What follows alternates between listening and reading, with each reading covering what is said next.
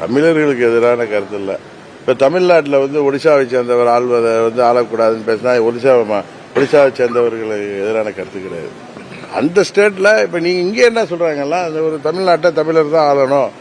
இதே கருணாநிதி அவர்கள் புரட்சி தலைவர் எம்ஜிஆர் 72 கட்சி தொடங்கினப்ப அவரை மலையாளின்னு பேசினவங்க தான் திமுக கூட்டம். இன்றைக்கு தங்களுக்கு சாதகமா ஒரு இதை பேசுவாங்க. அவர்கள் சரி, இன்னும் நிறைய கட்சிகள். அவர் ஒடிசாவுடைய உள்ள அந்த புவனேஸ்வர் கோயில்ல பெட்டகச்சாவி தமிழ்நாட்டுக்கு சென்று விட்டுன்னு தான் சொல்லியிருக்காரு, தவிர தமிழர்கிட்ட இருக்குன்னு சொல்லல.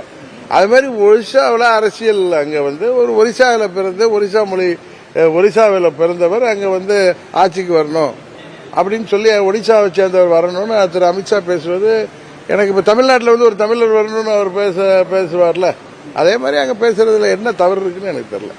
தமிழ்நாட்டில் புரட்சி தலைவரை மலை